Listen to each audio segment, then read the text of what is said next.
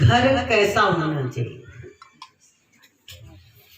हम लोग सोचते हैं घर का नाम ये है, एक बेडरूम होना चाहिए, ड्राइंग रूम होना चाहिए, किचन होना चाहिए, बैठने के लिए, टहलने के लिए गार्डन होना चाहिए, गेस्ट रूम होना चाहिए, एक वेस्ट रूम होना चाहिए जहाँ सब कचरा भर दो, है ना? इसको हम कहते हैं घर। लेकिन घर ये नहीं होता है। घर कौन सा होता है? जो मंदिर होता है। आपने गाना भी सुना होगा, घर एक मंदिर है, प्रेम की जिसमें होती है पूजा, प्रीतम का घर है। जिस घर के अंदर मंदिर हो, प्रेम हो, सुमति हो, शांति हो, सद्भावना हो, समृद्धि हो, सुमिरन हो, सेवा हो, सत्संग हो, उसका नाम होता है घर। और वो घर दीवारों का भी होता है, वो घर जीवन में भी होता है। कहते नहीं, आप लोग कभी कभी बोलते हो ये बात हमारे घर कर गई, ये गालाए असांजे बिल्कुल दिल में चुभी गई। तो दिल में क्या चुभना चाहिए? संसार की बातें तो चुभनी ही नहीं चाहिए। दिल में हमेशा दिलदार को ही रखना चाहिए, कंजूस को तो रखना ही मत चाहिए। ध्यान देना, दिलदार को रखोगे दिलदार हो जाओगे। और अगर संसार के अनेक दूषित विचारों को बहुत अच्छा कार्य, कुछ चीजें ऐसी होती हैं जो केवल आंखों से दिखती हैं। जैसे जब हम कोई भी फोटो खींचते हैं तो उसमें दिल की फोटो आती है? नहीं आती। जब फोटो खींचते हैं तो ना मन की फोटो आती है।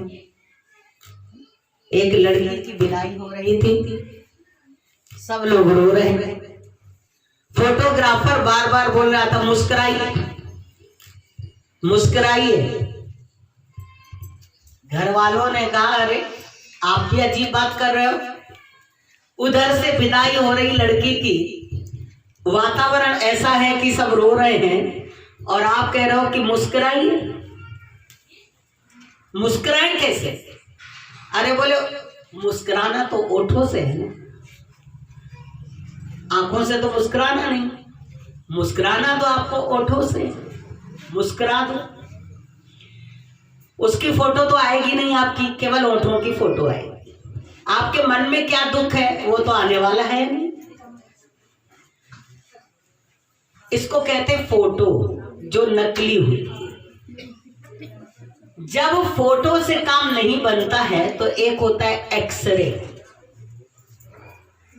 जब बाहर से कोई बीमारी पकड़ में नहीं आती है तो क्या कहते हैं? एक्सरे करा लो। और आजकल एक बात है, सोनोग्राफी करवा लो। उससे क्या होता है, अंदर बारीक में कौन सी बीमारी है वो पकड़ में आ जाती है। और आगे जाते हैं तो MIR करवा लो। मतलब अंदर चलते जाओ, अंदर चलते जाओ, अंदर की फोटो निकालते जाओ तो बीमारियां क्लियर होती जाएंगी। ऊपर से आदमी चंगा है, कुछ भी उसको बीमारी नहीं है, ऊपर से बिल्कुल अच्छा है, लेकिन अंदर जब हम जाते हैं तो बहुत सारी बीमारियां हैं। एक्सरे कौन निकालता है? फोटो तो संसार खींचती है, उसको रियल में फोटो नहीं आती कि आपके मन में क्या दुख है, आपके अंदर क्या प्रॉब्लम है। वो तो बस कहता है मुस्कुराओ मुस्कुराओ, बस इतनी फोटो उसको खींचने में मजा आता है कि बस मुस्कुरा दो, हंस दो, भले आप कितने भी सीरियस हो। लेकिन हंस दो, आपकी फोटो खिंच जाएगी और कह देंगे बहुत अच्छी फोटो आई, भले अंदर अंदर जले थो, कूड़े थो, भूंजे थो, जेको थे तो बस मुस्कुराओ। हम लोग भी बाहर से हंस देते कि आयो ठीक आयो, हले तो मेरे हले तो, है ना। कैसी हम लोग जिंदगी जीते, बिल्कुल नाटकीय जिंदगी जीते, अंदर कुछ बाहर कुछ। रियल हम लोग कहाँ हैं, हमको कौन सी बीमारी है, हमको कौन सा दर्द है, वो जब सतगुरु जीवन में मिलते हैं तो एक्सरे निकाल देते हैं, एक्सरे निकाल देते हैं, वो सोनोग्राफी कर देते हैं हमारी कि तुम्हारे अंदर कौन सी प्रॉब्लम है। जब आप गहराई से अपनी समस्याओं को निकाल दोगे तो जीवन में मस्त हो जाओगे, निरोगी हो जाओगे, स्वस्थ हो जाओगे, सुखी हो जाओगे। और अंदर से अगर हमारी बीमारी समाप्त नहीं हुई तो बाहर से केवल हंसने से कोई काम नहीं चलेगा। जब सत्संग जीवन में होता है, सत्पुरुष जीवन में मिलते हैं, सतगुरु जीवन में मिलता है, सुखमनी जीवन में होती है, सुंदरकांड जीवन में होता है, तो हमारे जीवन में अंदर की खुशी आ जाती, हम अंदर से स्वस्थ हो जाते। बाहर से जो भी सिचुएशन है, बाहर से जो भी हमारी प्रॉब्लम्स हैं, हम उनको फेस करते हैं, हम उनसे लड़ना सीख लेते हैं, हम उनमें से अपने आप को निकालना सीख लेते हैं, हम अपने आप को बाहर ले जाना सीख लेते हैं। समस्याएं खत्म हो जाएंगी, वो नहीं होती, क्योंकि संसार का नाम ही एक समस्या है। ये अच्छी तरह से आप समझ लीजिए, संसार का नाम ही एक समस्या है।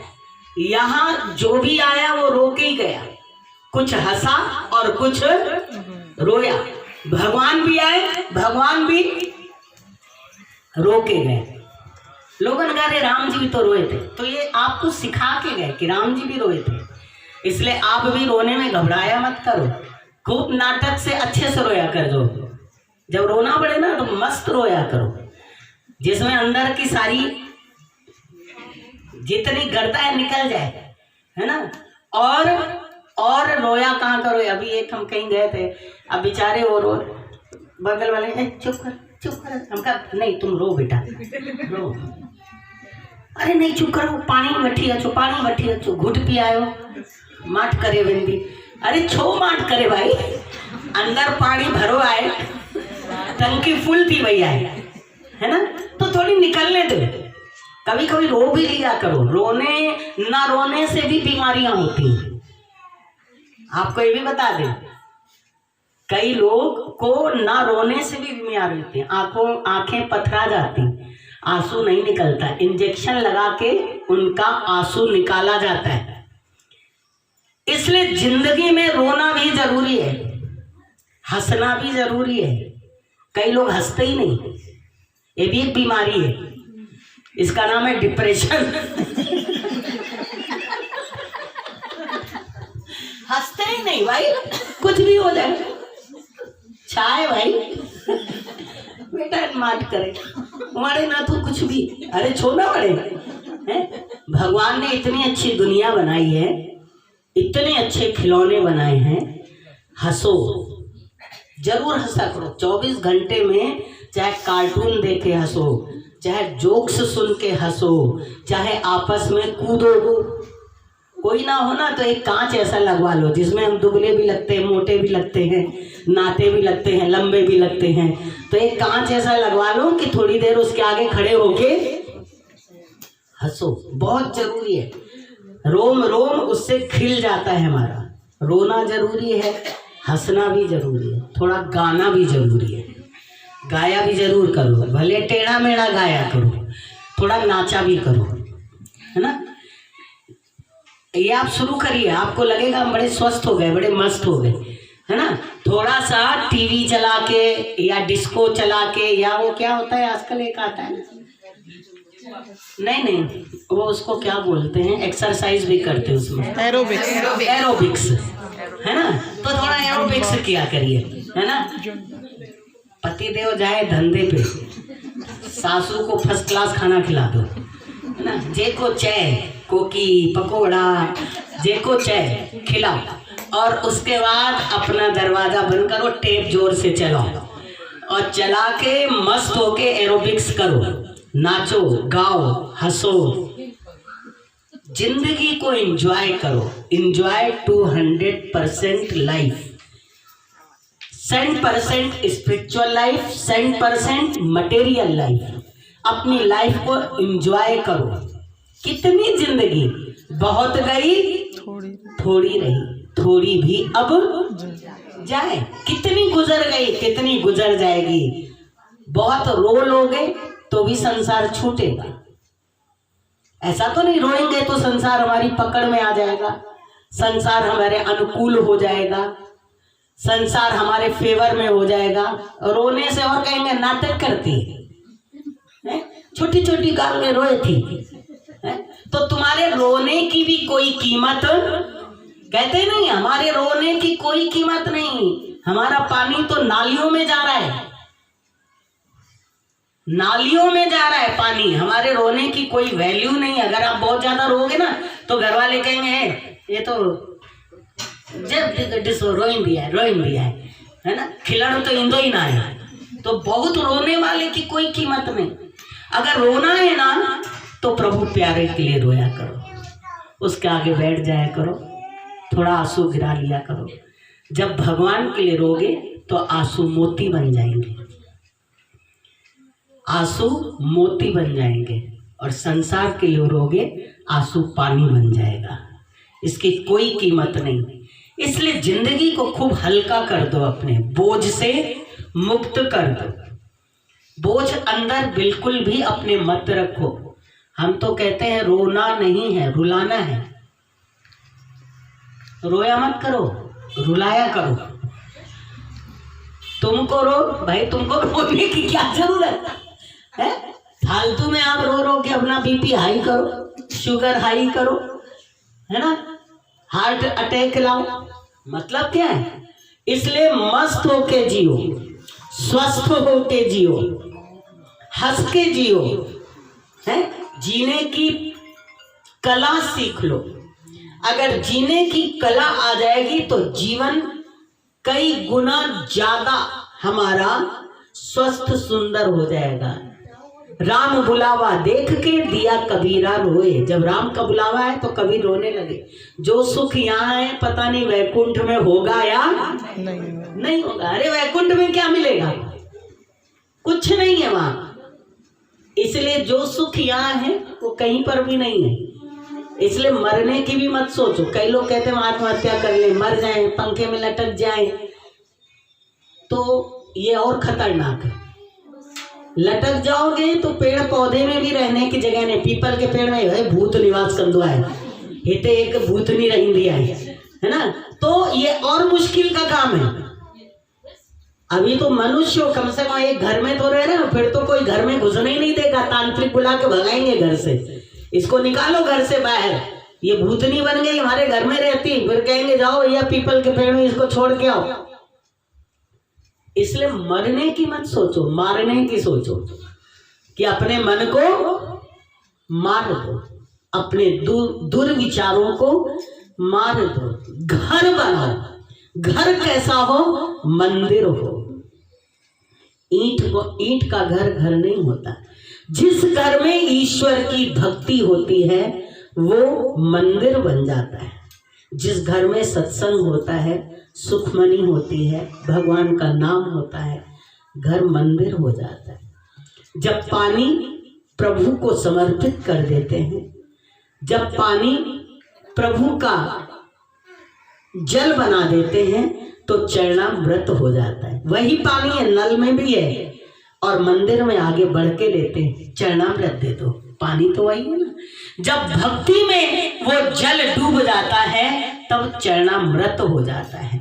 भोजन जब भगवान को चढ़ा दिया जाता है, खिला दिया जाता है, तो प्रसाद बन जाता है। हलवा तो आप रोज खाते हो, जब मन करे तो हलवा खा लो, ठंड है उड़द की हलवा बनाओ तो मूंग का बनाओ तो खसखस का बनाओ, हलवा तो रोज ही खा लो। लेकिन जब भगवान को भोग लगा देते हो तो हलवा कड़ा प्रसाद बन जाता है? कड़ा प्रसाद जिसको खा के हमारी बुद्धि शुद्ध हो जाती है, निर्मल हो जाती है। जब भोजन भोग लग जाता है ठाकुर जी का तो महाप्रसाद बन जाता है। जीवन के अंदर कन्वर्शन सीख लो कि कैसे कन्वर्ट करते हैं अपनी लाइफ को, अपनी चीजों को। जब भगवान को वस्त्र समर्पित कर देते हो तो यही वस्त्र हमारे ईश्वर के प्रसाद रूप हो जाते हैं, इनकी कीमत हमारे जीवन में बढ़ जाती है।